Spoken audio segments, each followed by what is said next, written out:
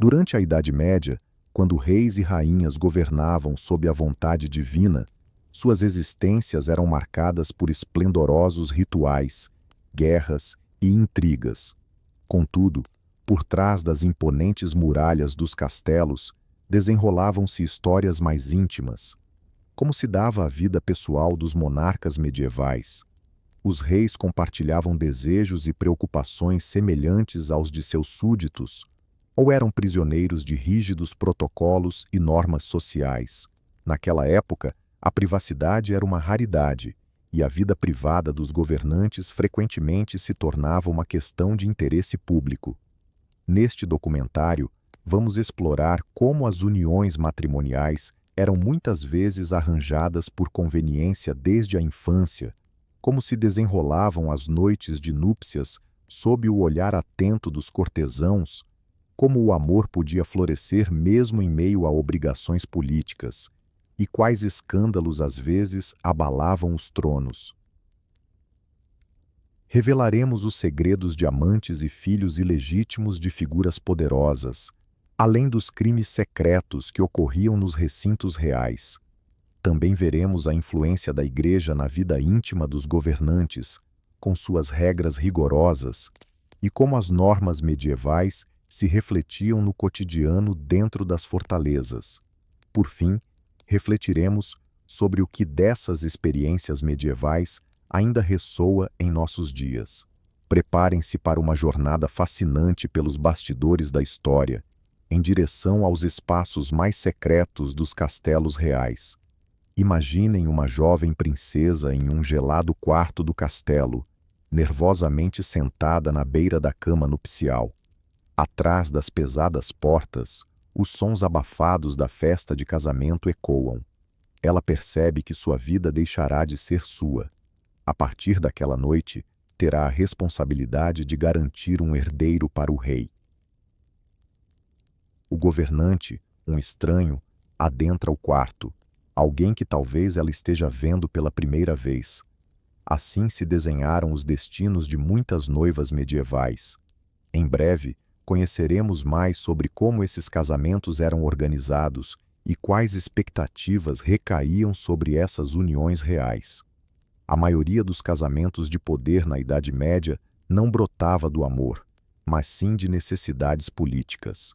Essas alianças eram instrumentos de diplomacia, fortalecendo laços entre famílias, assegurando a paz entre reinos ou trazendo dotes e terras. Desde tenra idade, príncipes e princesas eram comprometidos com parceiros adequados, muitas vezes antes mesmo de compreenderem o que significava o matrimônio.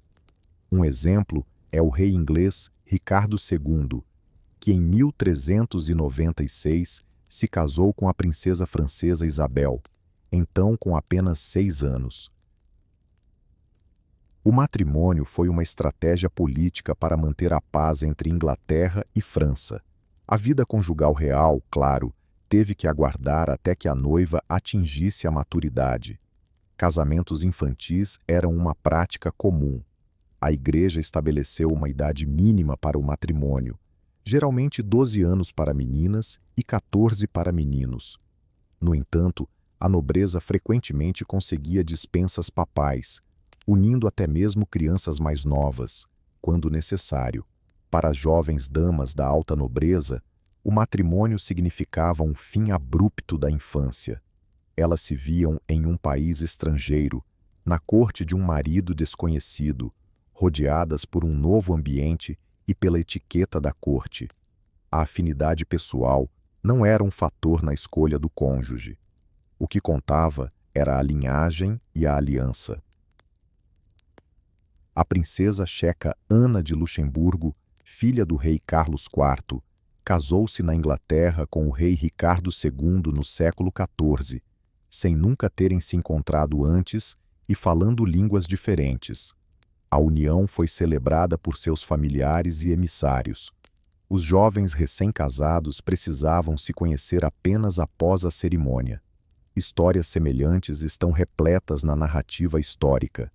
Princesas que cruzavam a Europa em busca de maridos, dos quais só conheciam o que estava registrado nos tratados diplomáticos. Em prol do reino, elas deixavam suas famílias e, em muitos casos, sua própria cultura. Os monarcas, por sua vez, também não tinham a liberdade de escolher parceiros por amor. Mesmo os reis eram frutos de alianças políticas. Dinastias, como os capetinjos da França, os psemislidas e os Habsburgos, realizavam casamentos meticulosamente orquestrados. Se um jovem príncipe desejasse se unir a uma nobre local, pouco poderia fazer. O matrimônio com uma princesa de terras distantes era organizado conforme os interesses familiares. É verdade que, em algumas ocasiões, um governante ousava seguir seu coração, mas essa rebeldia era arriscada. Sobre essas exceções falaremos mais adiante. De maneira geral, prevalecia a crença de que os sentimentos deveriam ceder às obrigações. Frequentemente, os recém-casados eram ainda muito jovens, e a diferença de idade não era um impedimento. Para um rei mais velho, os conselheiros podiam optar por uma noiva jovem em fase de amadurecimento, se isso favorecesse a aliança. Um exemplo é o rei inglês Henrique II Plantageneta, que era 11 anos mais novo que sua célebre esposa, Leonor da Aquitânia. Casaram-se em 1152, quando ele tinha apenas 19 anos, e ela, 30. 2 séculos depois, o rei polonês Casimiro II, o Grande, desposou a jovem Jadwiga de Jagań, que contava apenas 15 anos. Embora essas disparidades possam soar estranhas hoje, eram vistas como normais na política dinástica medieval. Os pais da noiva esperavam que um marido mais experiente assegurasse uma boa posição para sua filha, enquanto o rei buscava uma jovem saudável que pudesse lhe dar o maior número de filhos possível. Assim que o casamento se realizava, a principal função do casal real era a de gerar um herdeiro.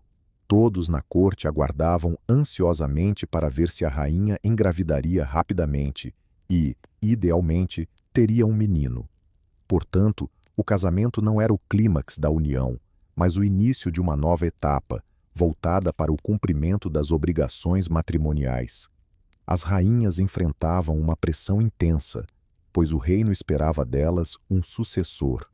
Muitas jovens esposas de governantes iam para a cama todas as noites com a esperança de conceber um descendente. Mas o que precedia essa concepção crucial era a própria noite de núpcias, que também tinha suas particularidades na Idade Média, as quais descreveremos em breve. Em instantes, revelaremos como foram as primeiras noites dos recém-casados e o quão privado realmente era esse momento íntimo. Embora o casamento dos governantes medievais fosse um evento público, a natureza surpreendentemente pública da noite seguinte também era comum. A noite real de núpcias não acontecia sem olhares curiosos. Existia um costume chamado bedding ceremony, que consistia na introdução dos recém-casados ao leito na presença de testemunhas. Após um banquete animado, parentes e cortesãos acompanhavam o casal até a cama, muitas vezes diretamente ao quarto dos noivos. Com gritos de brincadeiras, canções e conselhos, os convidados alegravam o jovem casal, simbolicamente despindo-os para a noite, colocando-os juntos na cama e desejando uma noite frutífera. Em alguns lugares, pequenos rituais licenciosos eram realizados, como o lançamento de ligas e meias para o casal. Aquele que acertasse a peça, supostamente, teria sorte em breve também se casando. A juventude costumava cantar canções picantes e brincalhonas para animar os recém-casados e criar uma atmosfera divertida. Esses costumes tinham como objetivo aliviar a tensão e confirmar que o casamento seria pleno em todos os sentidos. Embora a noção de uma audiência no quarto do casal possa parecer inapropriada nos dias de hoje, na Idade Média isso era visto como algo ligado à comunidade e à herança. A união entre duas famílias influentes era considerada uma questão de interesse coletivo. Por essa razão, a noite de núpcias não acontecia com as portas completamente trancadas. Na verdade, muitas vezes, não havia uma observação direta do ato em si. Geralmente, tratava-se de um ritual simbólico. Os padrinhos guiavam o casal até a cama, fechavam as cortinas ao redor do leito e saíam discretamente do ambiente. O recém-casado e a recém-casada ficavam então a sós, enquanto os convidados se afastavam para retomar a celebração, criando com o barulho um certo espaço de privacidade. No entanto, era essencial que houvesse uma demonstração oficial da consumação do casamento. Sem essa confirmação, a união poderia ser contestada mais tarde.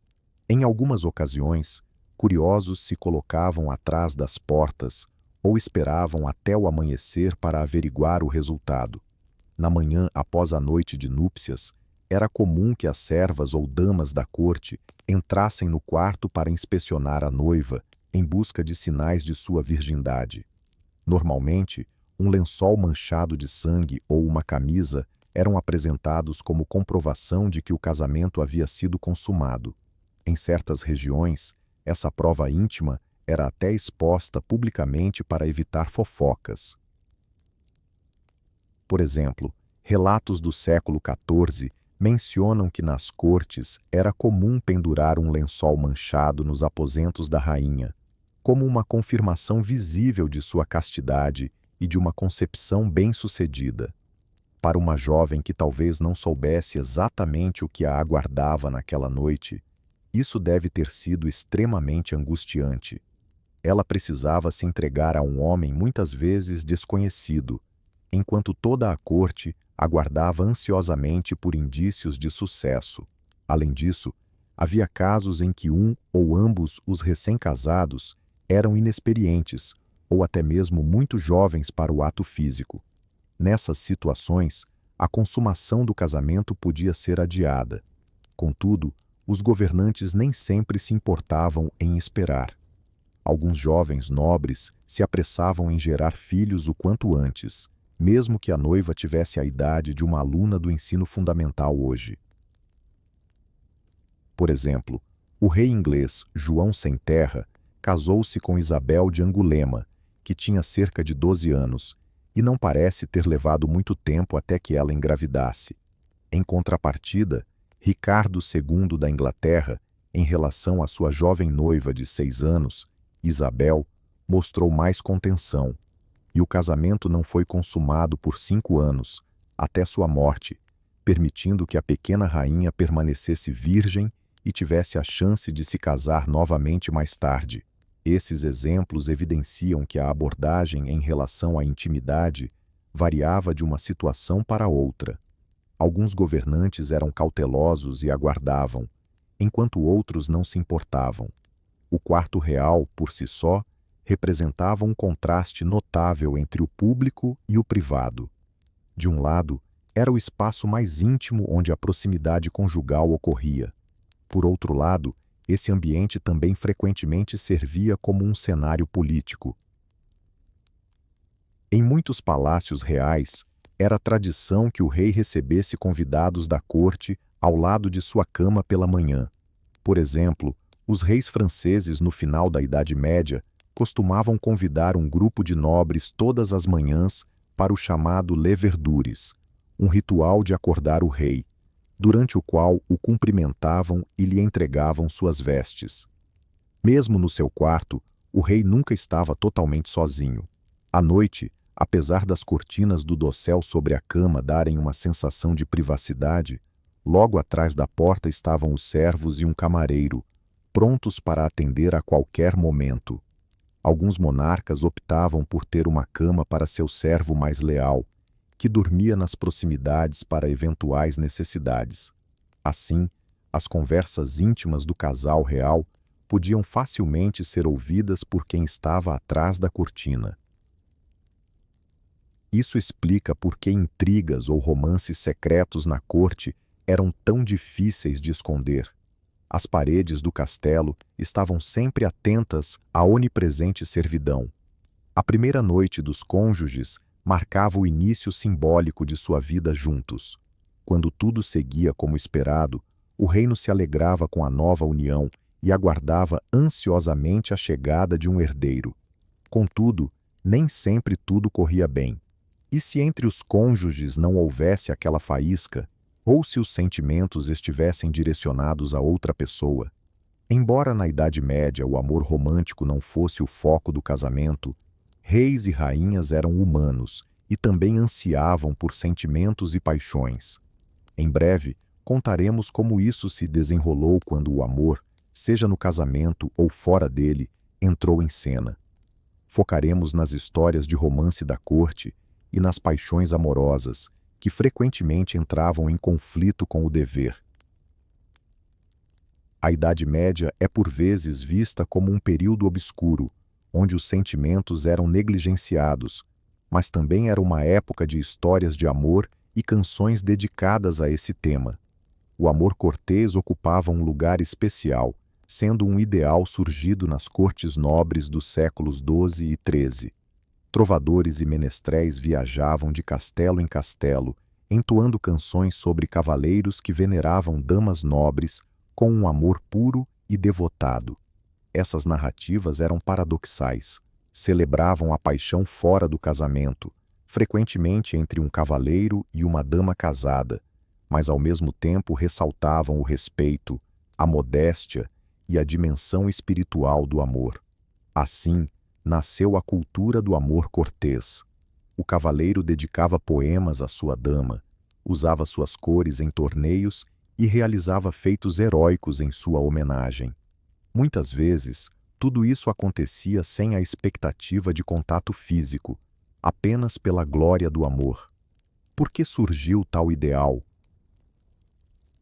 Nos estratos mais altos, como sabemos, os casamentos eram geralmente arranjos por conveniência.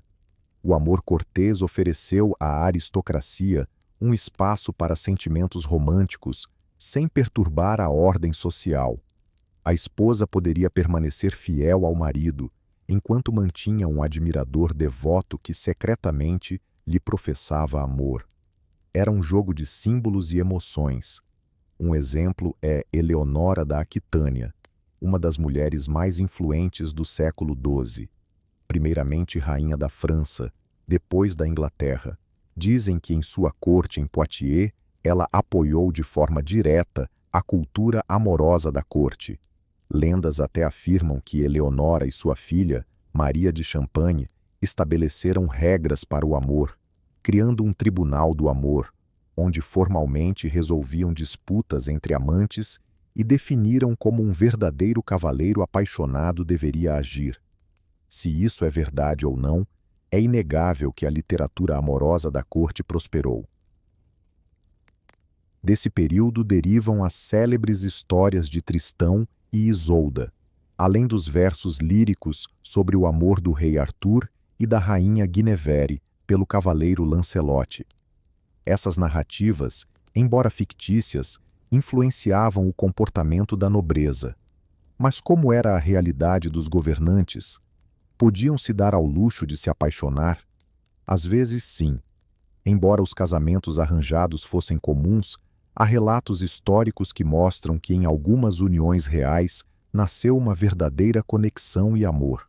Um exemplo é o rei inglês Ricardo II e a princesa tcheca Ana da Boêmia, conhecida na Inglaterra como Ana de Luxemburgo. Acredita-se que eles desenvolveram um forte afeto um pelo outro. Ricardo ficou inconsolável com a morte prematura de Ana em 1394, a ponto de mandar derrubar o palácio de caça de Shin, onde ela faleceu. Tamanha era sua tristeza. Da mesma forma, Eduardo, o rei da Inglaterra, tinha um grande amor por sua primeira esposa, Leonor da Castela. Ela o acompanhou em toda a sua jornada, incluindo as cruzadas, e juntos tiveram muitos filhos. Quando Leonor faleceu em 1290, o devastado Eduardo decidiu erguer uma cruz de pedra em cada local onde o cortejo fúnebre fez uma parada, as conhecidas Cruzes de Leonor. Este gesto expressa um amor profundo e melancólico. Mesmo em casamentos arranjados, o amor verdadeiro poderia surgir quando os cônjuges se sentiam afortunados e reciprocamente atraídos.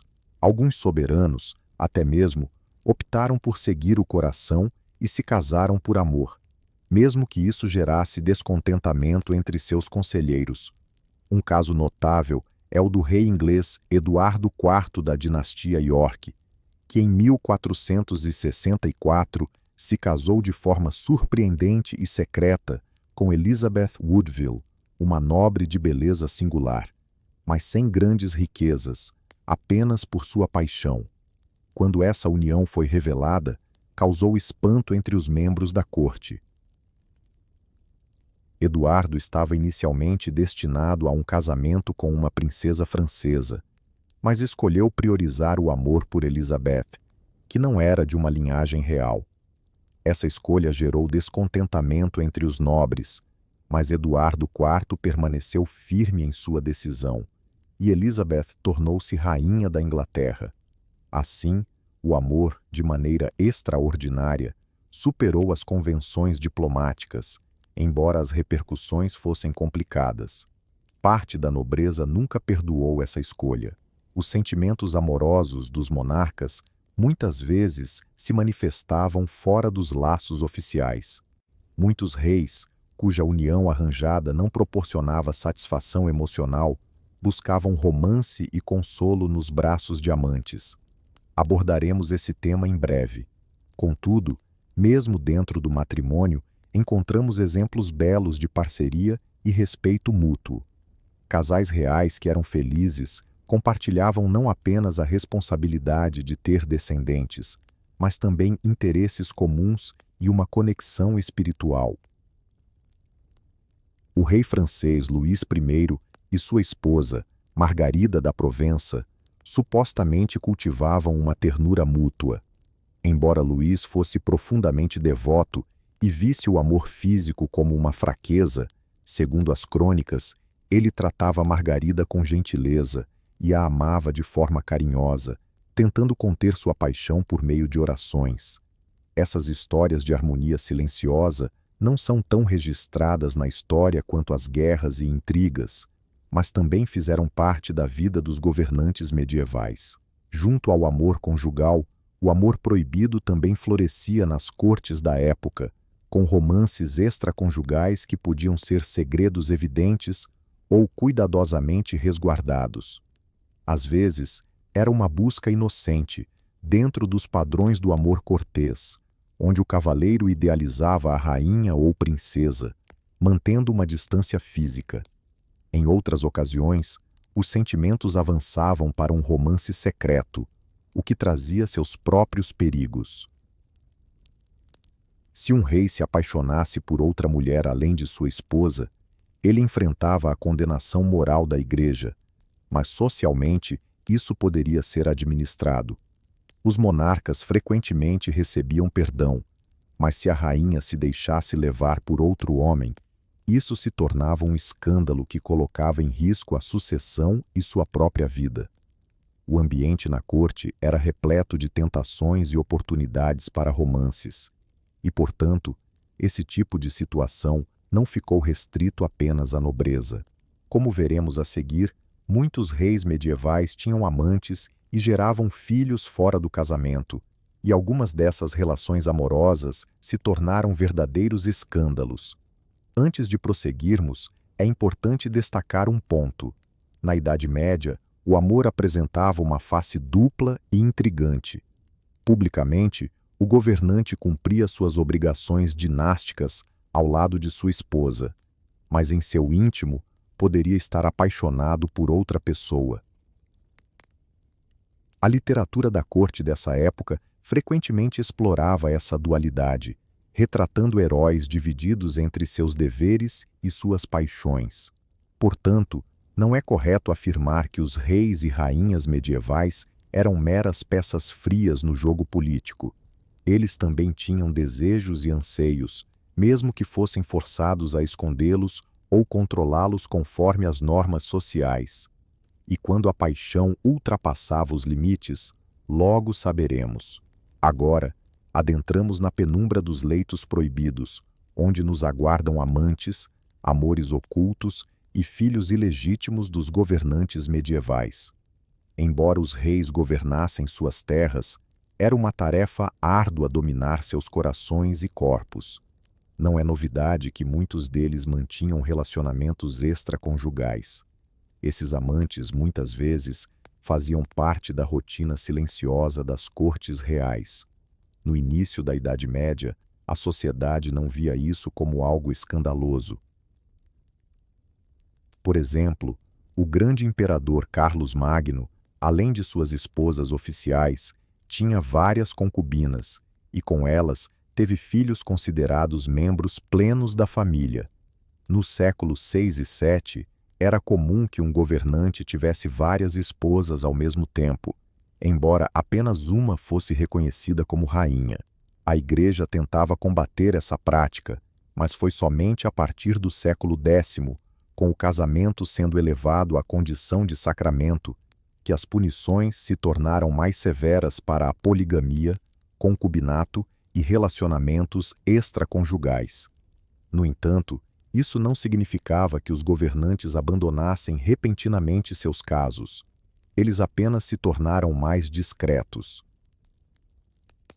A amante de um rei medieval frequentemente pertencia à nobreza, podendo ser uma dama da corte, a viúva de um nobre ou uma mulher atraente do círculo da corte.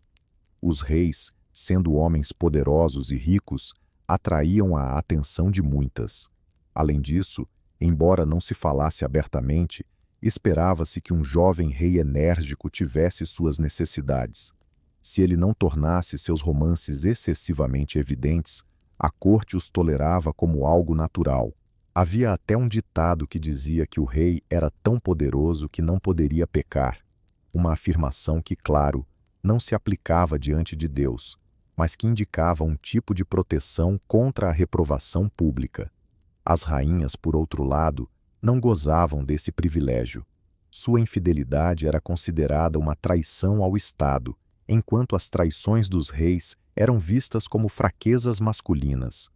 Alguns governantes aproveitavam-se disso de maneira exacerbada. Um exemplo é o rei inglês Henrique I, que reinou de 1100 a 1135, famoso por ter gerado mais de 20 filhos ilegítimos. Historiadores mencionam os nomes de mais de 20 de seus bastardos, filhos e filhas que ele aceitava e casava com famílias influentes. Para ter tal quantidade de descendentes, ele certamente precisava de vários romances. As fontes da época silenciaram discretamente sobre a identidade de todas essas mulheres, mas é evidente que Henrique desfrutava amplamente de prazeres extraconjugais. De maneira semelhante, os monarcas franceses dos séculos XIV e XV deixaram registros em crônicas sobre suas amadas. Um exemplo notável é Carlos VII, que teve como amante oficial a famosa Agnès Sorel, conhecida na corte como a Bela Aies. Ela era uma encantadora dama da corte, por quem o rei se apaixonou e a declarou abertamente sua favorita. Aies exerceu uma influência considerável sobre Carlos, com quem teve várias filhas. Enquanto a nobreza murmurava e a igreja condenava a devassidão, o rei deixou claro que essa era sua escolha. Agnès é frequentemente reconhecida como a primeira amante oficial de um rei francês. Com o tempo, tornou-se habitual na França o rei ter, ao lado da rainha, uma maîtrise antitre, uma amante oficial com um papel definido na corte.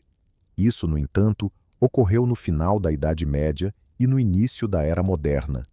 Em períodos anteriores, a posição das amantes não era tão formalizada, mas sempre existiram.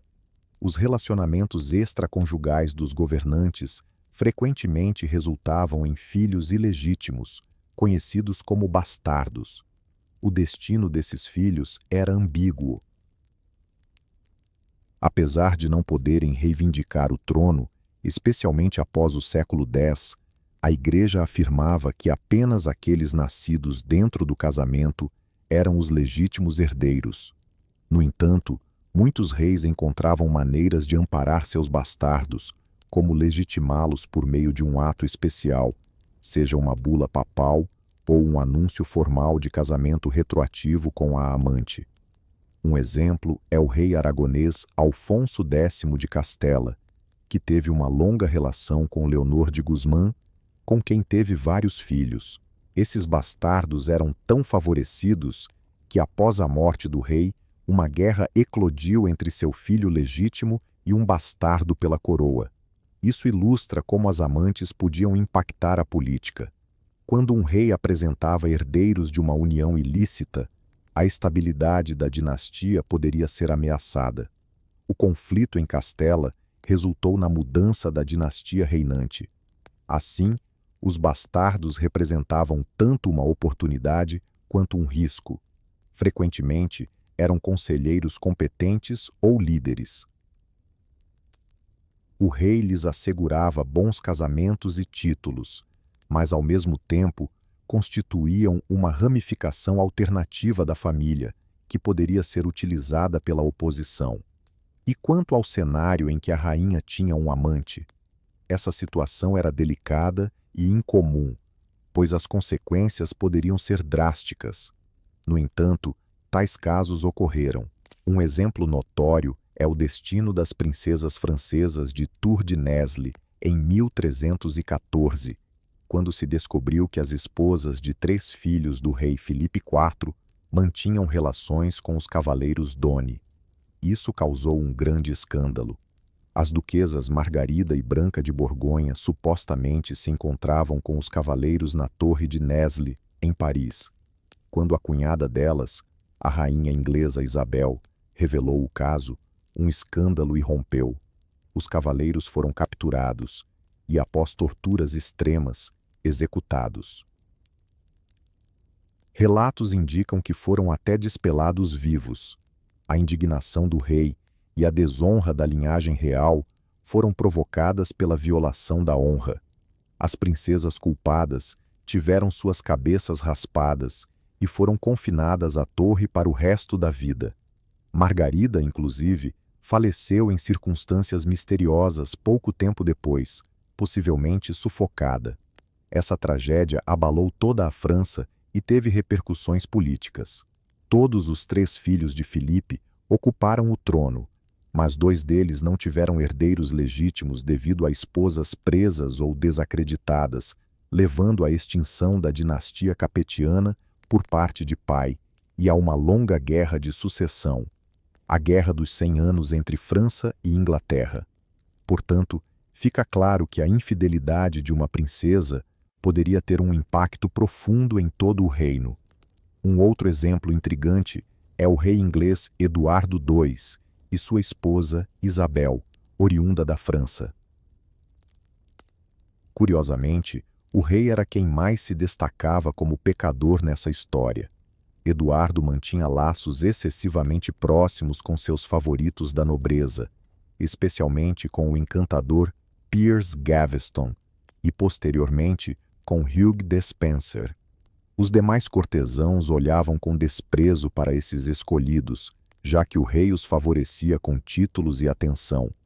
Ele se referia a Gaveston como seu irmão e passava tempo demais ao seu lado, gerando suspeitas.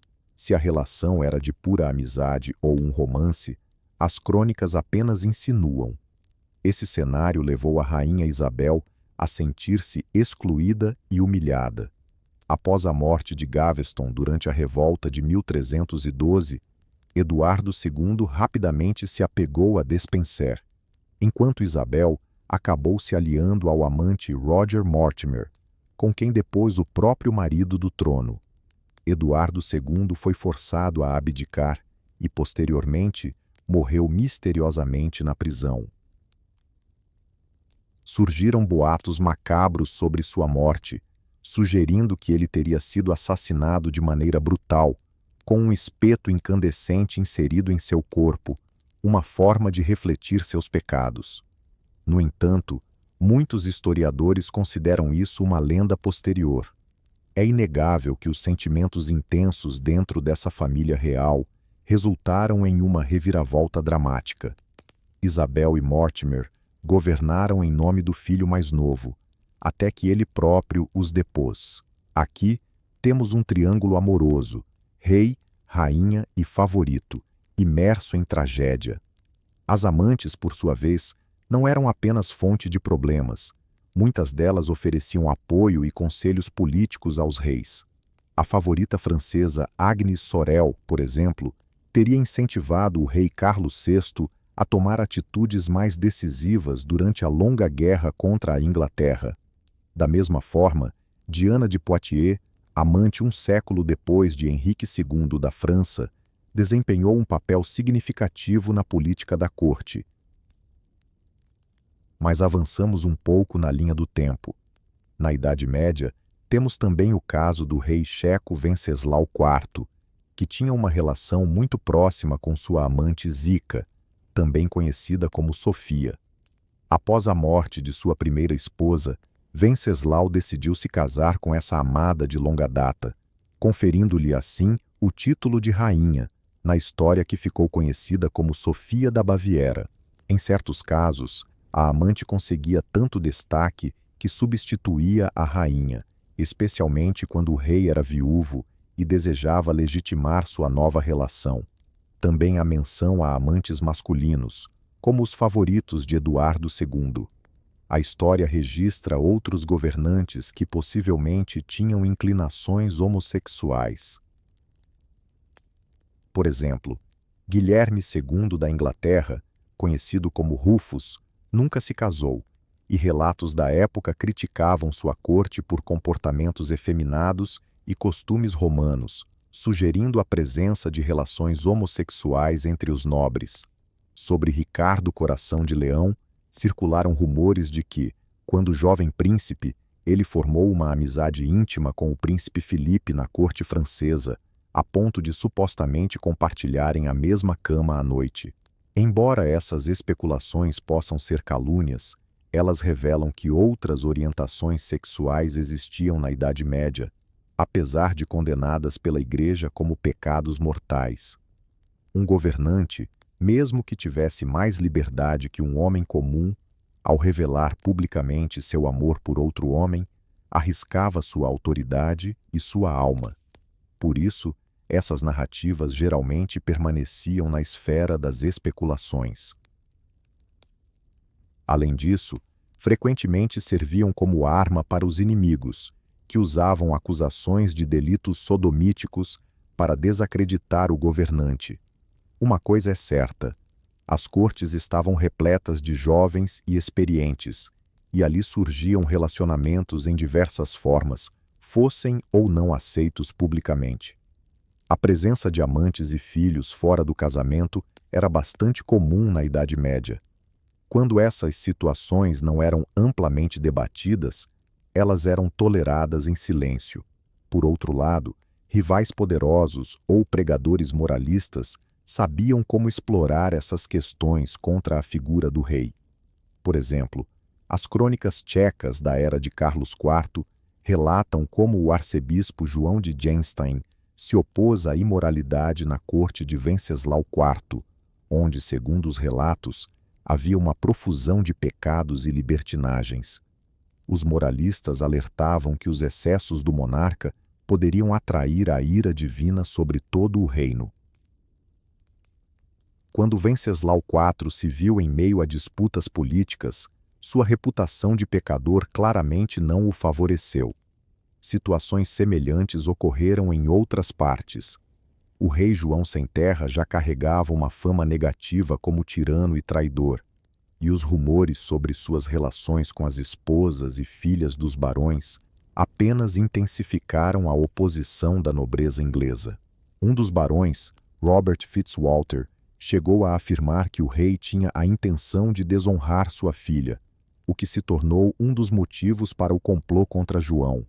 Não é surpreendente que esse governante tenha sido obrigado, em 1215, a assinar a Magna Carta, culminando em um reinado conturbado.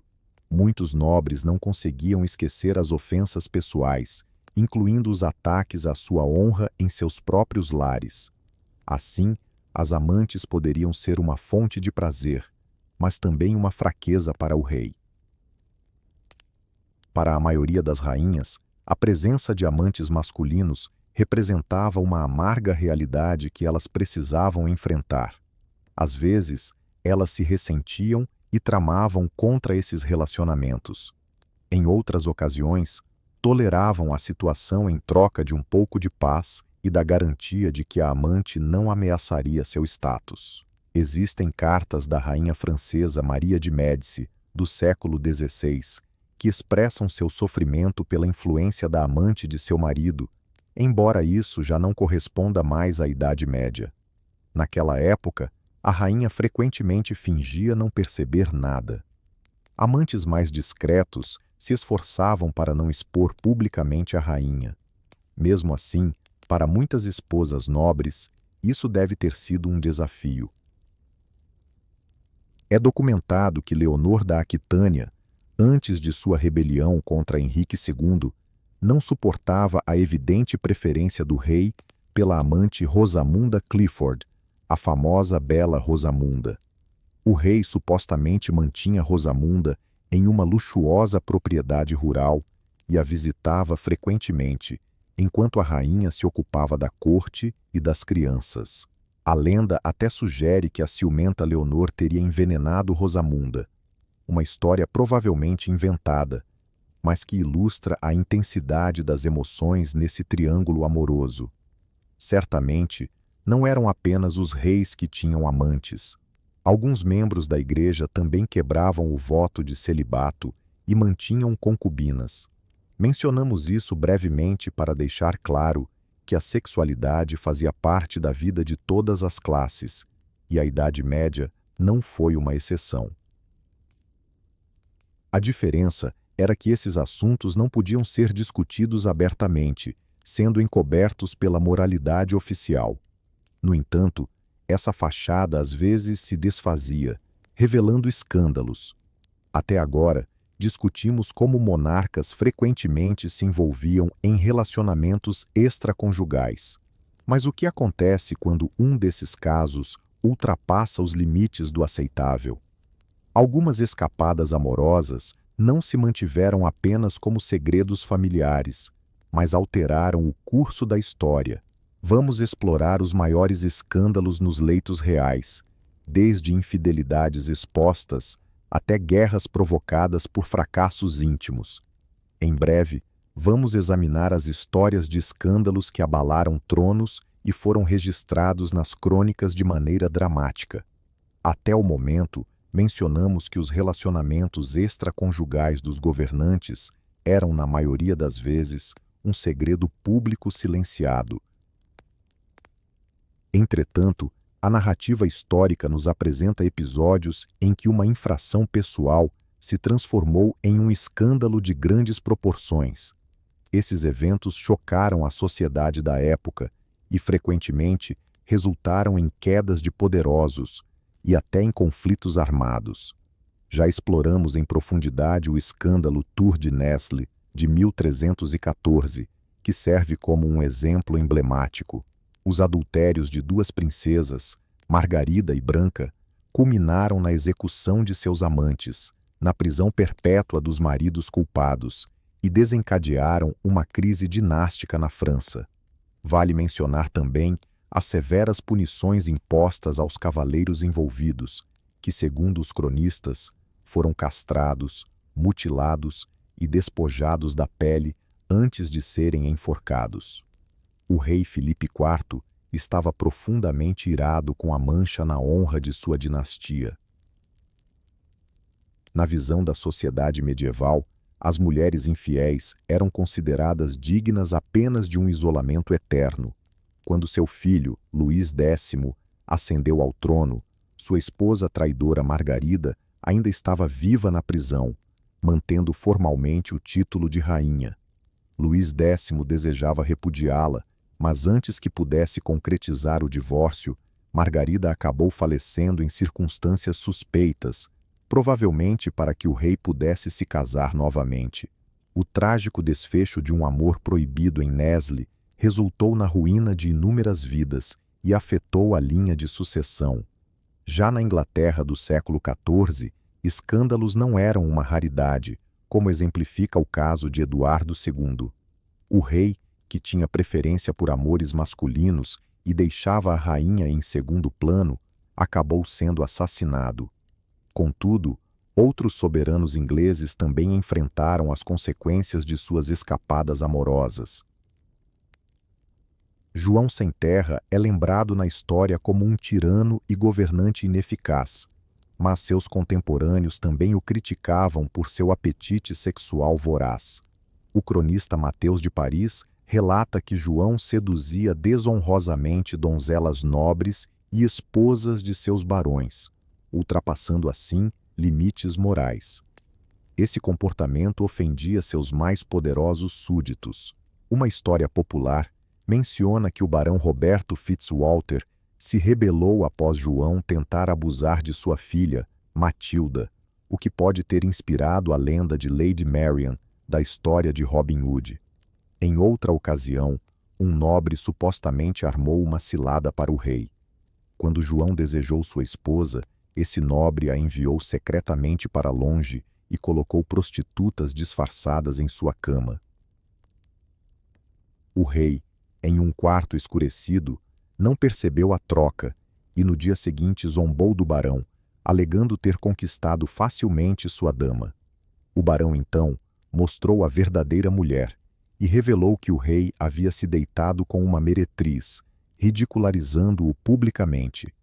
Não há registros que confirmem se essa história realmente aconteceu, mas ela foi narrada e contribuiu para a imagem de João Sem Terra como um libertino e enganador. Como resultado, muitos barões se afastaram dele e se uniram à revolta que culminou na Magna Carta. Aqui vemos que a transgressão dos limites pessoais da nobreza por parte do rei foi um fator que contribuiu para sua queda. Na Europa Central, um escândalo também levou à morte do rei Checo Venceslau II, o último dos Przemyslidas. Apesar de não ser casado e ter apenas 16 anos, ele supostamente levava uma vida dissoluta repleta de amantes, o que escandalizava seu círculo. Algumas teorias sugerem que sua morte em 1306 foi resultado de vingança por ter seduzido a mulher errada. Os historiadores, no entanto, tendem a atribuir suas motivações a questões políticas, mas as crônicas da época não deixaram de mencionar que o jovem rei vivia de forma imoral, o que lhe trouxe um trágico fim. Isso ilustra como a vida íntima poderia ser utilizada como critério moral para avaliar um governante e justificar a violência contra ele. À medida que avançamos alguns séculos, encontramos o rei inglês Henrique VII. Embora já fosse um governante do Renascimento, sua vida pessoal desencadeou um cisma religioso. Sua obsessão por um herdeiro masculino e seu amor por Ana Bolena levaram ao afastamento de sua primeira esposa, Catarina de Aragão. Quando o Papa negou o divórcio, Henrique rompeu com a Igreja Católica e se proclamou líder da nova Igreja Anglicana. Esse episódio extremo ilustra como os anseios pessoais de um soberano, como o desejo por um filho ou a paixão por uma mulher, puderam moldar a história, neste caso, provocando a reforma na Inglaterra. Embora Henrique VII já estivesse além da Idade Média, sua narrativa reflete uma tendência em que a vida privada dos monarcas gerava repercussões políticas imensas. Voltando à Idade Média, é importante destacar que não apenas os romances, mas também as acusações sexuais eram armas poderosas. Muitas vezes, o escândalo resultava de falsas alegações, como no caso da rainha francesa Isabel da Baviera, esposa do infame Carlos VI. Inimigos a difamavam, acusando-a de incesto com seu cunhado, Luís de Orleans, e de promiscuidade. Embora os historiadores não tenham encontrado evidências concretas, as calúnias cumpriram seu objetivo, fazendo com que o público a visse como uma adúltera. o que minou sua posição como regente. A reputação sexual de uma mulher podia, assim, arruinar sua influência, mesmo sem fundamento. Da mesma forma, as caças às bruxas frequentemente mencionavam absurdos como orgias com o diabo. Na mente medieval, a sexualidade estava intimamente ligada ao pecado, o que facilitava escândalos. Alguns desses escândalos eram quase cômicos. Por exemplo, no século X, na corte da Borgonha, um duelo de nádegas nuas provocou alvoroço. Um cortesão e uma dama da corte foram flagrados em atos indecorosos, e o duque da Borgonha ordenou uma punição pública. Os infratores tiveram suas nádegas expostas e foram açoitados diante da corte. Nesse cenário, a aristocracia era clara. Quem cometesse um erro moral em público deveria ser punido severamente. Contudo, quando se tratava do próprio governante, uma punição tão direta era impensável. Quem teria coragem de julgar um rei? A igreja poderia ameaçar com excomunhão ou Deus por meio de desgraças, mas aos olhos do povo, a reputação do rei poderia ser gravemente abalada por escândalos. O público tinha reações variadas aos romances reais. Enquanto alguns se escandalizavam, outros se deixavam fascinar. Já na Idade Média, havia uma clara sede por histórias picantes da elite. Canções obscenas sobre amantes reais e rumores de orgias decadentes na corte circulavam, muitas vezes exageradas. Pode-se afirmar que a curiosidade sensacionalista já estava em formação. Sussurros sobre as atividades do rei em seu quarto eram comuns. Os escândalos íntimos tornaram-se parte integrante da história das dinastias, com alguns sendo abafados, enquanto outros ganhavam notoriedade, servindo como advertências ou sensações para as gerações seguintes. Para nossa jornada, é fundamental entender que cada um desses escândalos foi simultaneamente um desafio ao poder da Igreja e à moralidade, já que a Igreja atuava como um rígido guardião da vida íntima de todos, incluindo os reis. Discutiremos como a Igreja medieval influenciava as relações amorosas dos governantes e quais limites impunha. Não percam a próxima parte, onde abordaremos temas como devoção, pecado e penitência. Em breve, vamos falar sobre a influência da Igreja na vida dos governantes medievais.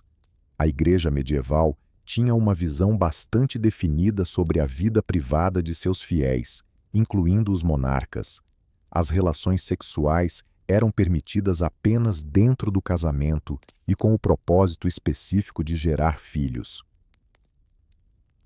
Qualquer desvio dessa norma era considerado um pecado, abrangendo adultério, relações extraconjugais, infidelidade e sodomia, que incluía desde a homossexualidade até práticas não convencionais, como o uso de métodos contraceptivos.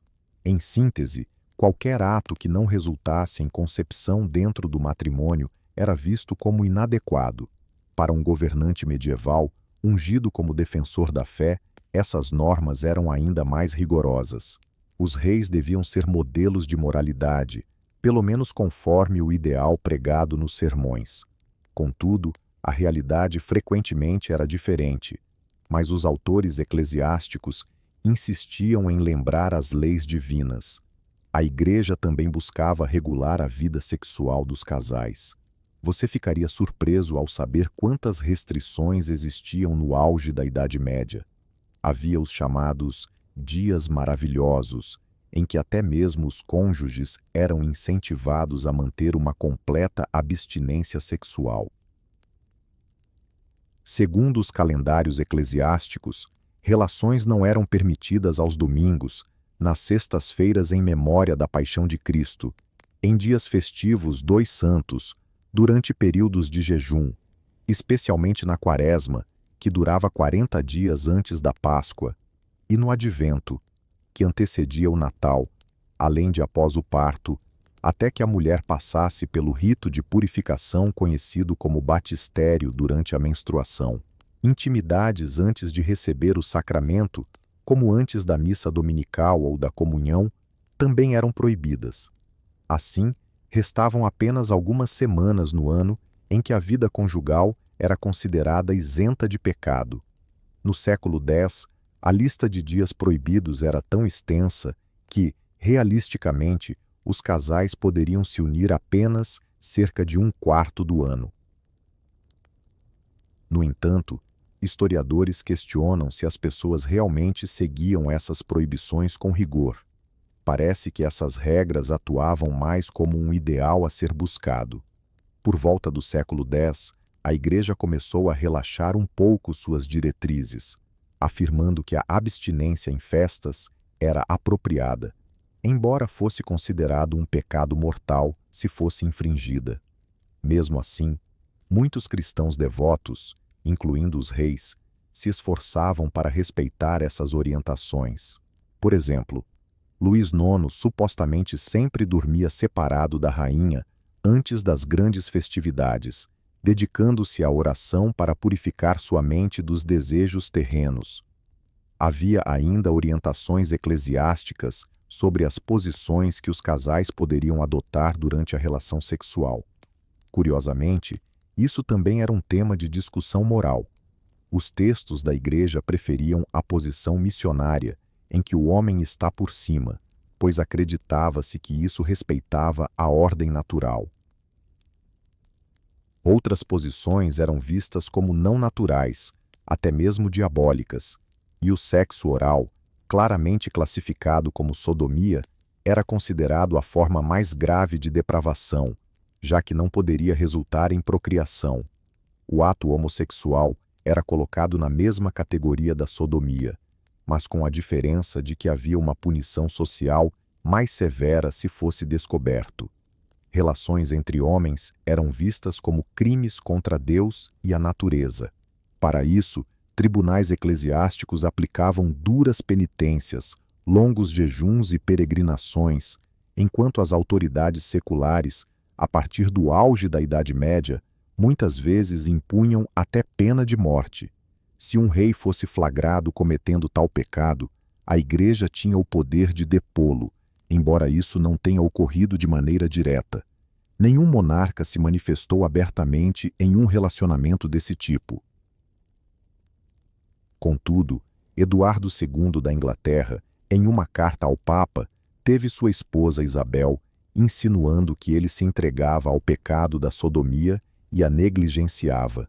O Papa João XXII preferiu não tratar do assunto publicamente, mas essa situação revela que a própria rainha usou a carta como uma estratégia para obter apoio da Igreja contra seu marido. A supervisão eclesiástica também se fazia presente na confissão. Todo bom cristão era orientado a confessar seus pecados ao sacerdote pelo menos uma vez por ano, e o sacerdote poderia indagar sobre questões pessoais. Os manuais clericais continham diretrizes para que os sacerdotes perguntassem aos fiéis sobre adultério, infidelidade e práticas impuras no matrimônio. Um notável manual da época de Carlos Magno listava transgressões íntimas de forma detalhada, atribuindo uma pena de jejum em pão e água para cada uma delas. Por exemplo, a masturbação resultava em certos dias de jejum, já as relações extraconjugais, em um período ainda maior. Os cônjuges eram aconselhados a consultar o sacerdote sobre a possibilidade de compartilharem a cama durante o jejum e a respeitar suas orientações. Não sabemos quantos reis realmente seguiam isso. Contudo, existem registros de alguns que faziam penitência devido ao desejo carnal excessivo. O rei polonês Boleslao II, conhecido como o Bravo no século X, era supostamente tão impulsivo em questões íntimas que, após um desentendimento com o bispo Stanislaus, fez penitência enquanto estava exilado. O príncipe checo Bretislau, por sua vez, emitiu, em 1039, famosos decretos sobre a moralidade sexual rigorosa de seus súditos, talvez por ter raptado e estuprado sua esposa. Esse casamento impulsivo levou-o a tentar redimir seu próprio pecado com uma legislação severa para os outros. No entanto, nem todos os governantes permitiram que a Igreja exercesse controle sobre eles. Alguns contaram com o apoio direto dos pregadores. O rei francês Filipe, que governou de 1060 a 1008, se apaixonou tanto pela condessa Bertrada de Montfort que se separou de sua esposa e casou-se com ela, mesmo sabendo que Bertrada já era casada. Esse escândalo de adultério resultou na excomunhão de Filipe pelo Papa, que o afastou da Igreja e impôs um interdito à França até que o rei pusesse fim à relação pecaminosa. Filipe, no entanto, desafiou a Igreja por vários anos, coabitando com Bertrada e ignorando as proibições.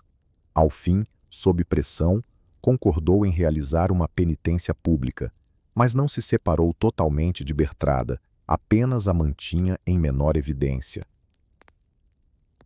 Somente em seus últimos anos, supostamente a dispensou e se reconciliou com a Igreja.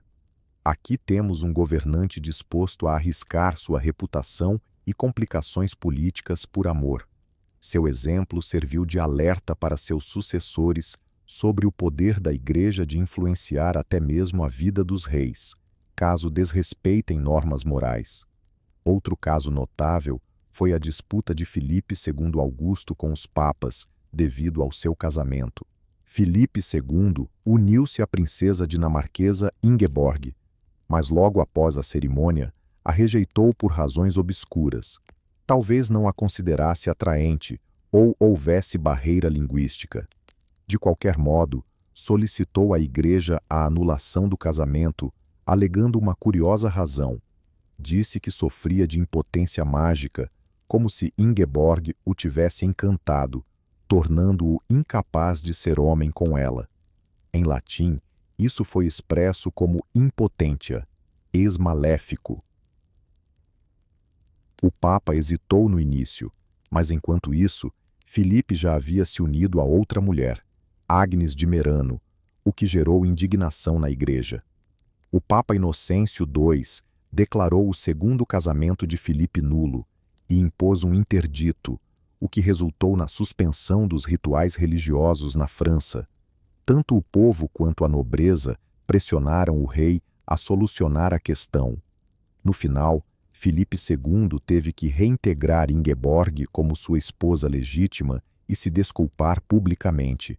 Embora não tenha renovado a vida conjugal com ela, ao menos corrigiu a situação formalmente, para que a Igreja pudesse levantar as sanções. Esse episódio revelou que mesmo o monarca mais poderoso não pode desconsiderar a lei eclesiástica em assuntos pessoais. Ignorar tais preceitos pode levar a consequências, como a imposição de um interdito, que provocaria descontentamento entre a população. Os reis, portanto, eram compelidos a buscar acordos com a Igreja. Ao desejarem se separar, precisavam justificar a decisão e seguir os trâmites adequados. A Igreja também se preocupava com a legitimidade da linhagem.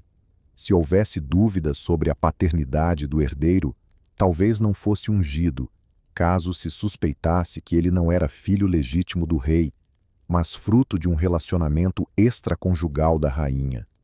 Daí a importância da reputação das rainhas e o acompanhamento rigoroso de suas gestações.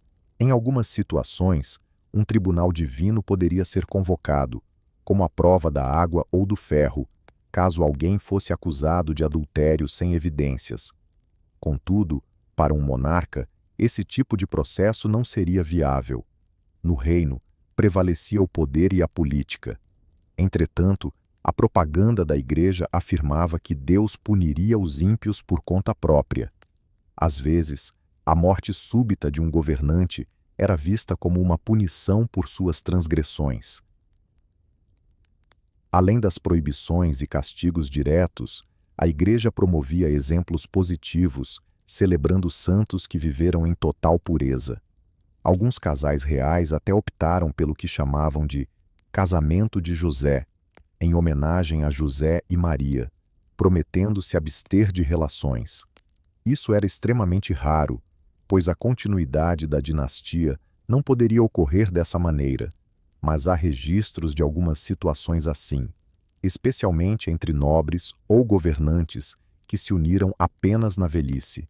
Um exemplo é o príncipe tcheco Oldřich e sua esposa Bojena, que definitivamente não tiveram um casamento inspirado em José.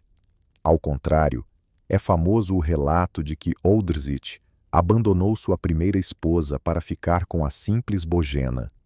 Até mesmo a Santa Margarida da Hungria rejeitou o casamento, vivendo como virgem em um convento, mesmo sendo oferecida a um noivo real, e a Igreja a canonizou por essa escolha.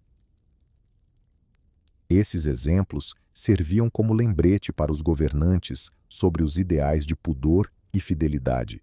A realidade, no entanto, era que os reis reconheciam a autoridade da Igreja em questões de moralidade sexual publicamente, mas frequentemente agiam em contrariedade em particular. Enquanto suas ações não viessem à tona, a Igreja muitas vezes preferia fechar os olhos, ciente da fragilidade da natureza humana. Contudo, quando o escândalo emergia, a instituição exigia penitência de forma rigorosa. Muitos governantes, ao final de suas vidas, realizavam atos de penitência ostensivos, como que para expiar os pecados da juventude. O rei aragonês Martim, por exemplo, supostamente no ocaso de sua vida, lamentava suas aventuras amorosas e contribuía financeiramente para mosteiros. Da mesma forma, Henrique II da Inglaterra, após anos de conflitos com filhos rebeldes e sua esposa, também se arrependia da vida dissoluta que levou e fazia penitências públicas, como a autoflagelação no túmulo de Becket. É possível que esses atos de penitência fossem também motivados pelo temor de punições após a morte. O homem medieval, mesmo sendo rei, acreditava firmemente que o adultério, considerado um pecado mortal, poderia conduzi-lo ao inferno. Assim, supõe-se que alguns reis mais devotos, após cada relação íntima com suas esposas, buscassem a confissão, sentindo-se culpados por sucumbir à concupiscência, mesmo dentro do matrimônio. Luís I, logo ao amanhecer, deixava sua esposa após a noite juntos, em busca de seu sacerdote pessoal, implorando a Deus por perdão caso encontrasse prazer no ato. Ele analisava a vida real e o ideal de maneira rigorosa. Vale lembrar que a Igreja se opunha veementemente à anticoncepção e ao aborto, questões que afetavam a vida pessoal. Para a Igreja, qualquer tentativa consciente de evitar a concepção era considerada pecado. Contudo, na Idade Média, havia herbalistas e curandeiros que, em segredo, orientavam mulheres sobre como evitar uma gravidez não planejada, usando ervas, como a ruta e a cenoura selvagem, ou por métodos mecânicos. Permanece a dúvida se as amantes reais utilizavam anticoncepcionais. Geralmente, era mais comum que desejassem engravidar, especialmente no caso das amantes do rei, caso ele não quisesse filhos. Algumas delas podiam recorrer a truques, como a retirada antes do clímax, uma prática conhecida desde os tempos antigos. Além disso, utilizavam anéis, esponjas e decocções, embora seja difícil afirmar quem realmente as empregava. De qualquer maneira, a Igreja via essas práticas como um assassinato de almas futuras. Um caso do século X relata que Beatrice de Sán, uma duquesa italiana, confessou a seu confessor não querer mais filhos, já que tinha muitos. Ele a aconselhou a jejuar e rezar pela abstinência, mas nada mais. Por outro lado, médicos universitários às vezes recomendavam métodos drásticos, como sangria para induzir um aborto, tudo mantido em segredo, pois a Igreja punia severamente o aborto artificial. Tais medidas extremas, contudo, eram reservadas a situações trágicas. Diante de tudo isso, é notável como os governantes conseguiam equilibrar as demandas do corpo, do coração e da alma. O rei frequentemente se via em um dilema entre o pecado e a santidade, passando a noite com sua amante e, pela manhã, comparecendo à missa como um soberano devoto. Um erudito da época observou que o castelo do rei é ao mesmo tempo um templo de oração e um antro de pecados. Enquanto a igreja enfatizava a primeira parte, os poetas da corte frequentemente exaltavam a segunda, embora de forma sutil, por meio do amor cortês. Em resumo, a moralidade oficial era rígida, mas o comportamento real era mais complexo. A igreja exercia grande influência sobre a opinião pública, e os reis precisavam, ao menos em aparência, demonstrar devoção e arrependimento por suas falhas. Essa vida dupla, publicamente virtuosa e privadamente apaixonada, era característica da Idade Média. A igreja moldou um ambiente no qual os governantes se moviam, e a maioria respeitava suas restrições para evitar embates públicos. Entretanto, escândalos como bigamia e adultério não eram raros. Assim, a vida íntima dos governantes medievais era uma constante negociação entre os preceitos e as necessidades naturais. Agora, nos resta explorar a vida cotidiana de reis e rainhas. Como era a intimidade deles em um dia comum? Quais eram seus hábitos de higiene? E como uma questão tão delicada como a procriação e o parto se tornava para as soberanas um evento quase público? Em breve, analisaremos a rotina nos quartos reais, abordando higiene, anticoncepção e o nascimento de crianças nobres. A vida do rei e da rainha medievais era, em grande parte, pública, mas ainda havia momentos e espaços dedicados exclusivamente a eles. Como era, na prática, a privacidade dos governantes? Surpreendentemente, a privacidade era um conceito bastante relativo. Os castelos reais eram projetados para garantir a intimidade. Na realidade, tratava-se de amplos salões e cômodos, sempre com a presença de alguém. O rei e a rainha não possuíam quartos ou suítes individuais. Passavam o tempo juntos conforme desejavam, às vezes com frequência, outras vezes com menos regularidade. As camas de casal nem sempre eram usadas conjuntamente todas as noites. Na alta sociedade, era comum que os casados dormissem em quartos distintos, marcando encontros. Havia diversas razões práticas para isso. Cada um contava com seu próprio serviço de saúde. Durante o inverno, os grandes aposentos eram frios, e por isso preferiam dormir perto de suas próprias lareiras e aquecedores.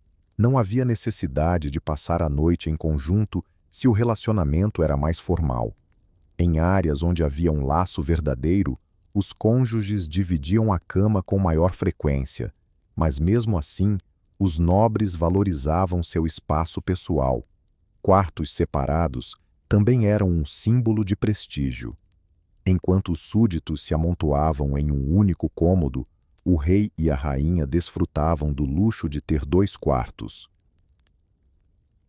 Por exemplo, na corte inglesa, já no século XIV, estava registrado que o rei e a rainha dispunham de seus próprios conjuntos de aposentos, normalmente interligados por portas.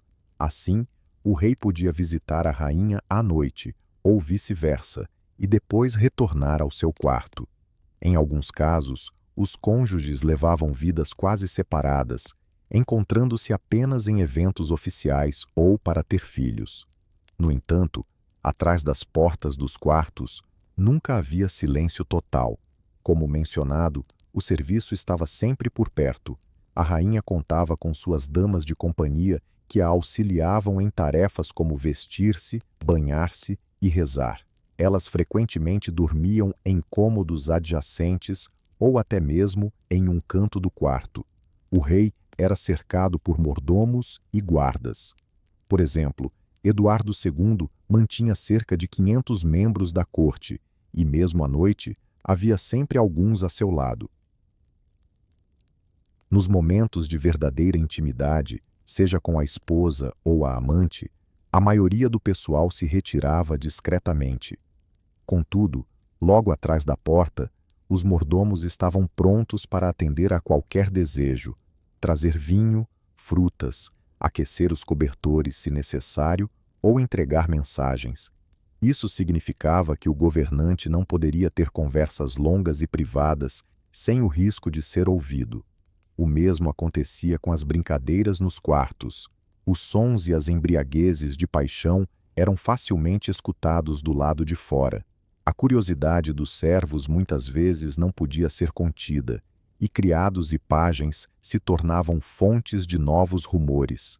A notícia de que naquela noite o rei estava com a rainha, ou que a rainha não passara a noite com um convidado desconhecido, poderia se espalhar rapidamente, a menos que alguém tivesse sido subornado para manter silêncio.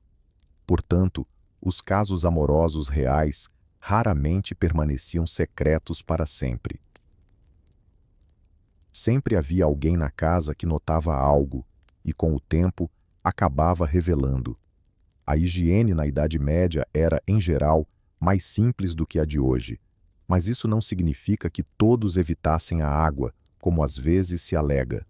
Reis e rainhas tinham acesso a banhos e banheiras, e alguns eram bastante rigorosos quanto à limpeza. Por exemplo, Eleonora da Aquitânia supostamente se preocupava em tomar banhos regulares e se ungir com óleos. Blanca de Castela, mãe de Luís IX, era conhecida por realizar um famoso banho de ervas após dar à luz para fortalecer o corpo. Disse que o rei da Boêmia, Venceslau IV, gostava de se banhar em grandes talhas, acompanhado de seus cães e um copo de vinho, talvez até em excesso, conforme as observações irônicas dos cronistas. De qualquer forma, as cortes se cercavam de ervas aromáticas e perfumes, que perfumavam os cômodos.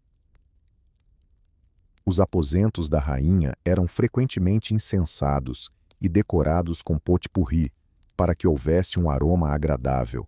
A razão para isso não era apenas estética. Nos tempos em que os banhos diários e o uso de desodorantes não eram comuns, essa era uma prática habitual. A vida amorosa, por sua vez, coexistia com os odores naturais do corpo, e durante a Idade Média, buscava-se disfarçá-los com uma variedade de fragrâncias. Rosas, jasmim, almíscar, tudo isso importado. As rainhas recebiam de alquimistas águas perfumadas para se embelezarem. Contudo, para um homem dos dias atuais, o quarto medieval poderia representar um verdadeiro choque de cheiros. A mistura de suor, fumaça da lareira e aromas de especiarias, além de outros odores não tão agradáveis. O penico ficava em um canto do ambiente e tudo isso se fundia. Acreditava-se que os cheiros poderiam influenciar o estado emocional e a saúde das pessoas.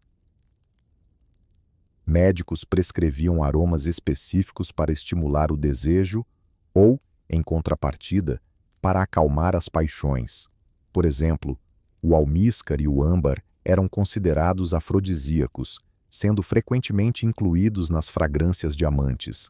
Por outro lado, a ruta e a camomila eram vistas como tranquilizantes para os sentidos. Se isso realmente funcionava, não há como saber, mas os amantes da época certamente apreciavam qualquer auxílio, especialmente quando estavam cobertos por várias camadas de roupas nem sempre limpas. Despir-se e vestir-se fazia parte da intimidade cultural. A rainha não se deitava em qualquer vestuário.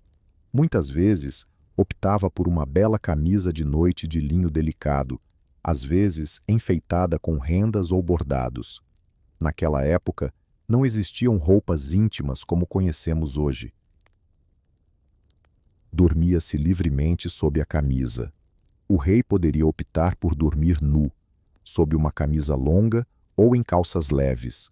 Por exemplo, Luís XIV, na França, mais tarde popularizou a moda de dormir nu, mas isso já pertencia ao período barroco.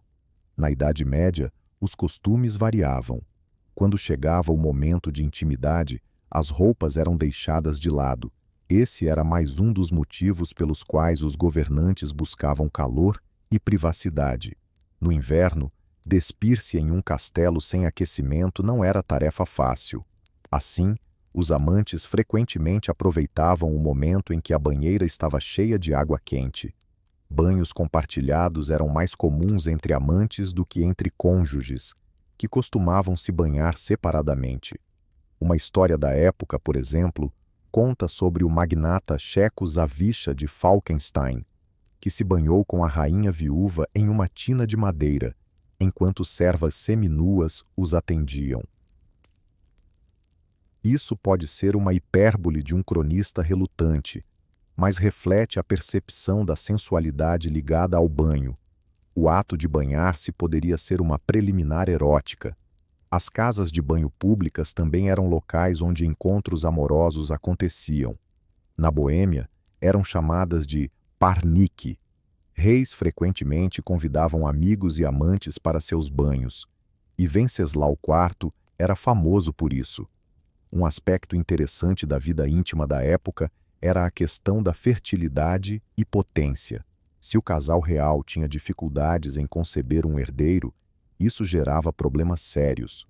O que faziam em casos extremos? Divorciavam-se ou buscavam amantes. Mas o que tentavam antes disso?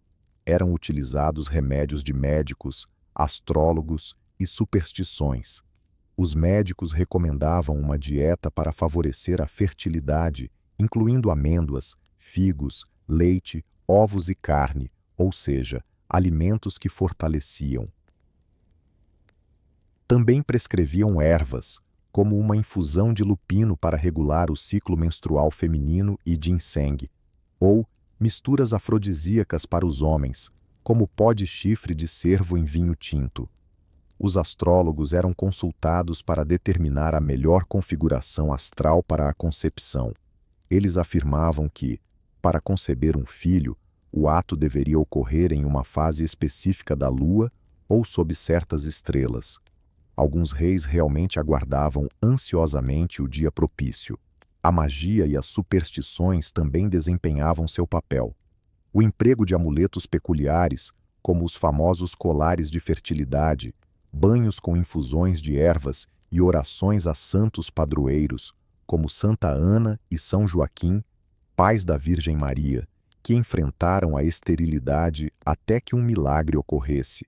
Fontes italianas trazem à tona uma prática curiosa e um tanto estranha. Uma nobre acreditava que, ao consumir a urina de uma égua grávida, poderia alcançar a fertilidade. Essa atitude era extrema e provavelmente não comum. Quando esses métodos falhavam, a pressão psicológica aumentava. O rei mostrava-se ansioso, os murmúrios na corte intensificavam-se e a rainha mergulhava em tristeza. Frequentemente, a responsabilidade recaía sobre a mulher. A medicina da época acreditava que a mulher poderia ser excessivamente fria ou quente, o que dificultava a concepção. A infertilidade masculina era reconhecida apenas de forma relutante, a menos que houvesse uma impotência evidente. O casal poderia empreender uma peregrinação a um local sagrado em busca de bênçãos para ter um filho. Muitos nobres, por exemplo, visitavam o túmulo de Santo Tomás Becket, em Canterbury, ou os mosteiros dedicados à Virgem Maria em preces por um herdeiro.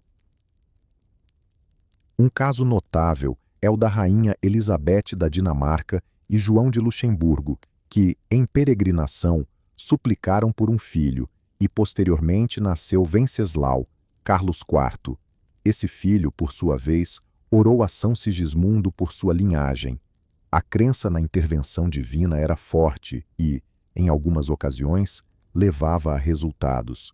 Muitas vezes, por acaso, ou para acalmar os ânimos, mas as pessoas da Idade Média acreditavam genuinamente nos milagres.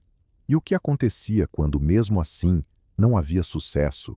Como já mencionamos, isso poderia resultar na anulação do casamento devido à infertilidade. O rei poderia tentar se desvincular da esposa, alegando que ela era estéril, um processo complicado, pois era necessário provar que ela poderia ter filhos com outro parceiro.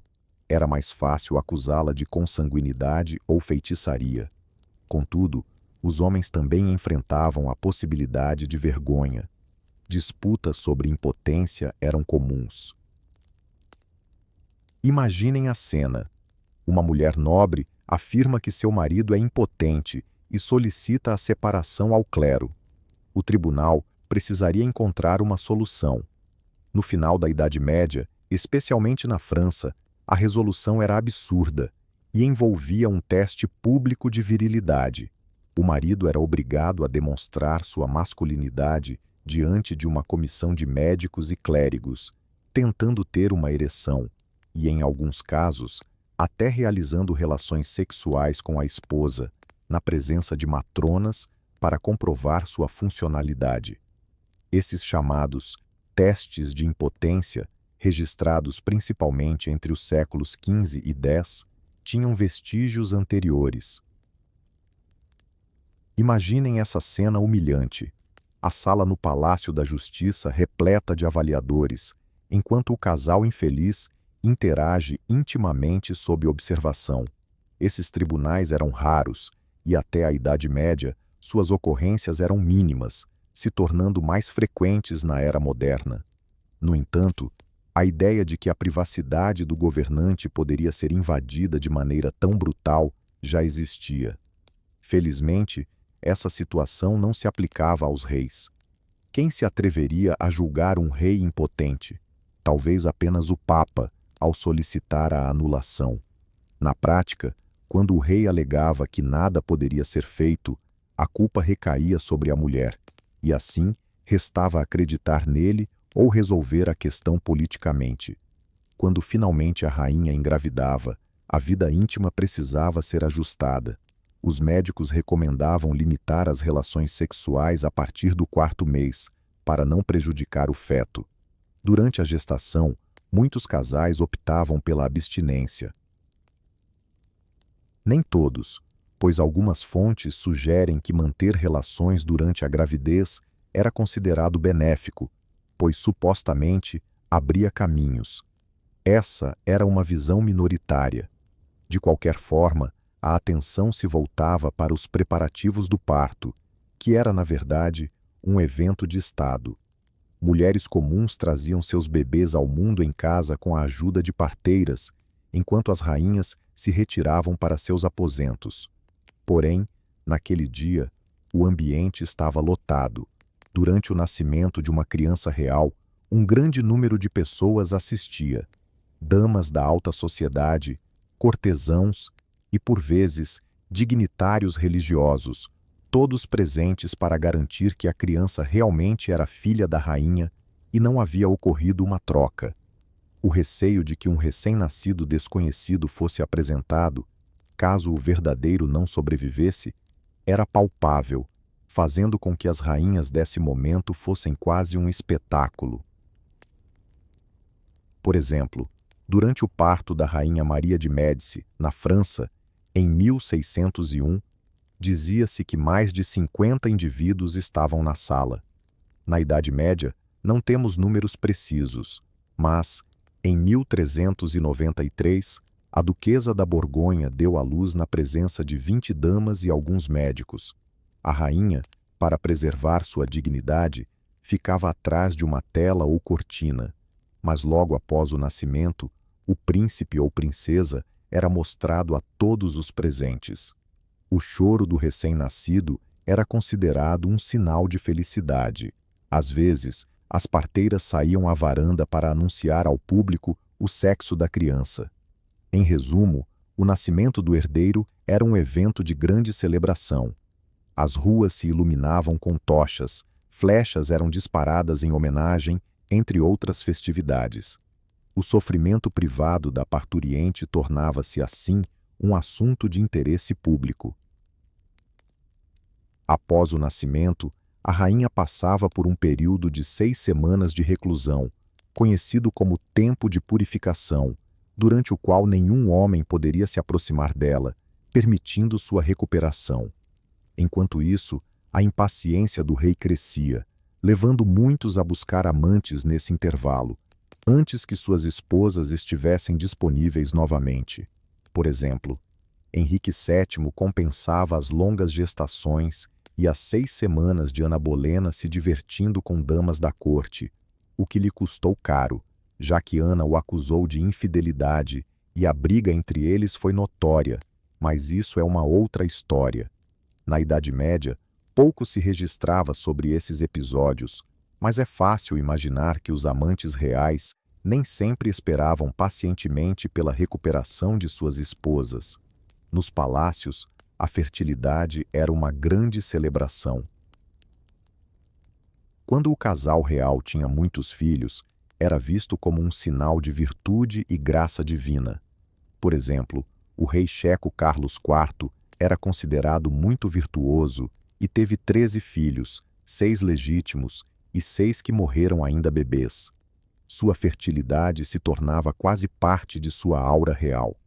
Carlos chegou a escrever em sua autobiografia sobre como orou a Deus por filhos, e Deus atendeu. Contudo, quando a dinastia não gerava descendentes, frequentemente se buscava um responsável moral.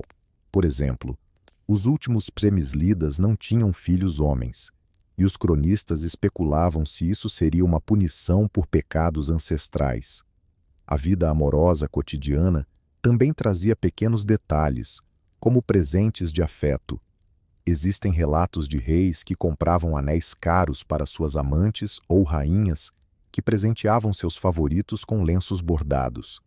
Essas pequenas demonstrações de carinho ocorriam em todas as classes sociais. Rainhas, por exemplo, ofereciam amuletos a seus maridos, desejando sorte em caçadas. Às vezes, esses amuletos tinham conotações eróticas, apresentando formas de corações ou símbolos de fertilidade. Cavaleiros usavam lenços de damas sob suas armaduras, impregnados de simbolismo sexual. Veados, unicórnios e rosas eram elementos que na poesia da época remetiam ao amor carnal. Os governantes conheciam e utilizavam esses simbolismos. O imperador Frederico II da Suábia, por exemplo, compunha poemas de amor em provençal, se comparando a um cavaleiro apaixonado por sua dama, enquanto nosso rei Venceslau II escrevia canções de amor ao estilo do Minnesang. Isso demonstra que até os poderosos do passado sabiam expressar seus sentimentos de maneira poética, provavelmente cativando as damas de seus corações. Ao explorarmos essa jornada na privacidade dos governantes medievais, você pode se questionar sobre a relevância disso nos dias atuais. O que permanece do íntimo dos reis medievais em nós? Antes de concluirmos, vamos dedicar um instante à reflexão. Veremos que, mesmo com as transformações incompreensíveis do mundo, a curiosidade e os anseios humanos continuam presentes. As narrativas dos governantes medievais podem nos remeter a algumas questões contemporâneas sobre poder, amor e obrigações. Em breve, iremos discutir o legado da intimidade medieval nos dias atuais e, quem sabe, você ficará surpreso com as semelhanças que podemos encontrar. Já caminhamos por corredores abobadados de castelos e espiamos os aposentos de reis e rainhas. O que podemos extrair disso para os tempos modernos? A princípio, parece que habitamos um mundo totalmente distinto. Casamos por amor, a privacidade é respeitada, e a Igreja não impõe mais regras íntimas à maioria.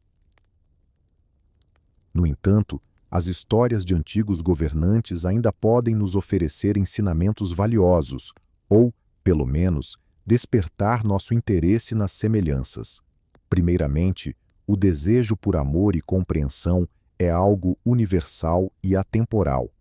Ao lermos sobre uma jovem princesa casada com um estrangeiro que se sentia solitária, ou sobre um rei que, mesmo diante de todo o seu poder, buscava consolo nos braços de uma amante para escapar do estresse de suas responsabilidades, é fácil nos identificarmos. O mundo atual, embora não una meninas de 12 anos a reis de 50, ainda impõe expectativas e pressões sociais que podem interferir na felicidade individual. As pessoas hoje também enfrentam relacionamentos onde sentem um conflito entre dever e sentimentos, procurando formas de lidar com isso. Os governantes medievais lidavam com esses dilemas em uma escala maior, unindo-se por questões de reino, não de coração. Atualmente, na maioria das vezes, podemos fazer escolhas baseadas no amor, mas em muitos aspectos, a pressão familiar, profissional e social ainda nos leva a ceder. Há séculos, o conflito entre felicidade pessoal e dever é uma realidade conhecida.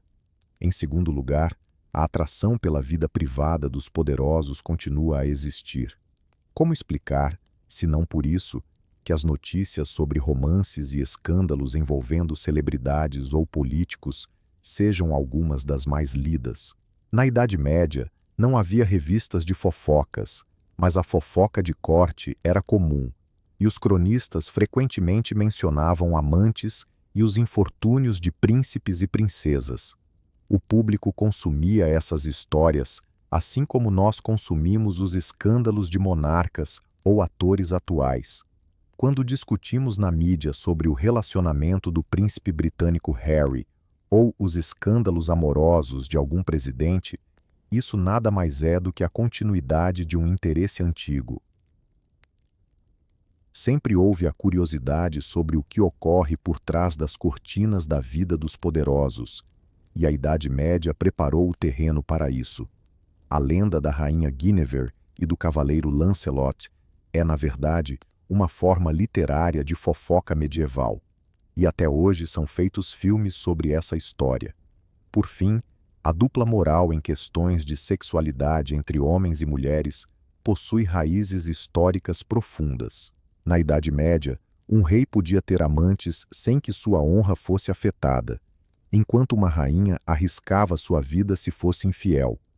Embora tenhamos avançado na igualdade de gênero, a sociedade ainda tende a ser mais indulgente com o Dom Juan, enquanto a mulher infiel frequentemente é julgada severamente. Além disso, o entendimento de que homens em posições de poder podem, em algumas ocasiões, abusar de suas autoridades para satisfazer seus desejos pessoais. A história do rei João e das filhas dos barões se reflete em dilemas atuais. Hoje, isso se traduz em títulos e cargos. Por exemplo, um político que se aproveita de sua assistente. Assim, a narrativa histórica nos espelha de certa forma.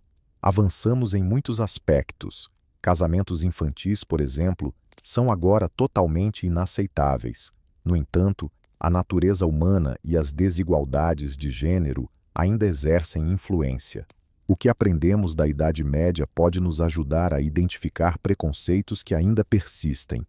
Em quarto lugar, a Idade Média ilustra de que maneira a vida pessoal de um governante pode ter um impacto significativo no desenrolar da história. Naquele período, a relação era direta. Um rei sem herdeiro, uma guerra em perspectiva, a rainha acusada de traição, resultando na queda de uma dinastia. Embora hoje os estados sejam menos dependentes de linhagens, um escândalo envolvendo um político relevante ainda pode abalar a estrutura do governo. Um divórcio controverso pode alterar a percepção dos eleitores. Recordemos a abdicação do rei britânico Eduardo VII em 1936, motivada por seu amor por Wallis Simpson, que já havia se divorciado 2 vezes. Isso teve um efeito profundo na trajetória da monarquia britânica. Ou o escândalo de Bill Clinton com Monica Lewinsky, que quase resultou em sua destituição. As fraquezas pessoais ou as decisões de líderes políticos podem acarretar consequências públicas. Essa é uma verdade que perdura, desde os tempos dos Césares até os reis medievais e até os dias atuais. Em quinto lugar, embora nossa relação com a sexualidade tenha se tornado mais flexível desde a Idade Média, os debates sobre moralidade nesse campo continuam. Atualmente, A maioria das pessoas não aguarda até o casamento para se relacionar sexualmente, e a influência da igreja sobre isso diminuiu, mas ainda existem regras e normas a serem seguidas. Discutimos questões como os direitos das minorias sexuais, a ética da infidelidade, a poliamoria, a pornografia e os direitos reprodutivos. A sociedade medieval ficaria estarrecida com várias dessas temáticas, mas ao mesmo tempo, eles também debatiam o que era certo e errado, embora com base em outras autoridades. Além disso, a sociedade contemporânea, em certos aspectos, está novamente se polarizando. Existem grupos que clamam por valores tradicionais, como pregadores do passado, e, em contrapartida, há aqueles que defendem a liberdade. A história da sexualidade nos lembra que as normas não são fixas. Elas se transformam com o tempo, mas a necessidade humana de buscar sentido, valor e limites na vida íntima permanece. Por fim, as narrativas sobre os governantes medievais e seus relacionamentos podem parecer exóticas ou escandalosas, mas é necessário abordá-las com empatia. Eram indivíduos de seu tempo, muitas vezes solitários, infelizes ou profundamente apaixonados. Por trás de paredes frias, dramas humanos intensos se desenrolavam, não tão diferentes dos que vivemos hoje. Atualmente, temos a liberdade de escolher um parceiro por amor, pelo menos na maioria das culturas, com riscos reduzidos de saúde durante partos e a proteção da privacidade. É difícil conceber que, durante o parto de uma duquesa, estivessem presentes 30 testemunhas, ou que um padre decidisse quando poderíamos nos deitar com nossos maridos. Podemos nos sentir gratos por a intimidade ser uma das áreas mais livres em nossas vidas. A Idade Média nos ensina a valorizar essa liberdade, pois não era algo garantido. Ao mesmo tempo, quando se trata de figuras públicas, como celebridades ou políticos, ainda observamos que sua privacidade é, até certo ponto, considerada um bem público. Basta lembrar do frenesi da mídia em torno dos casamentos e divórcios de famosos. Aqui, vemos o eco das uniões reais, quando o casamento ou o nascimento de um herdeiro era celebrado por toda a nação. As pessoas se envolvem com a alegria dos poderosos e celebridades, e também adoram analisá-los quando falham. Assim, nasce o provérbio: a vida privada dos reis medievais estava, de fato, envolta em mistério, mas suas narrativas ainda nos falam de maneira intensa hoje. Essas histórias nos mostram que, mesmo aqueles no topo da pirâmide social, estão sujeitos às suas emoções e anseios, e que o poder não garante proteção contra o amor, a inveja, o desespero da solidão ou o temor da reprovação. Os monarcas da Idade Média tinham que equilibrar a função de governantes com a de seres humanos, e nem sempre conseguiram fazer isso sem enfrentar grandes desastres. Hoje, talvez não precisemos abrir mão do amor em prol do reino, mas muitos ainda sacrificam suas vidas pessoais por suas carreiras ou pelas exigências do mundo à sua volta. Dessa forma, a história nos serve como um reflexo e também nos oferece uma nova perspectiva. Contudo, em comparação com os destinos que conhecemos atualmente, nossas inquietações amorosas parecem bastante simples. Agradeço a todos vocês por me acompanharem neste intrigante e próximo capítulo da história. Se curtiram o filme, ficarei grato se deixarem um like e compartilharem com outros que se interessam pela Idade Média. Compartilhem, comentem e se inscrevam para que mais amantes da história possam nos encontrar. Estou ansioso para vê-los novamente na próxima viagem ao passado. Até lá, desejo a vocês muitas descobertas inspiradoras e agradeço pela atenção. Até logo. M.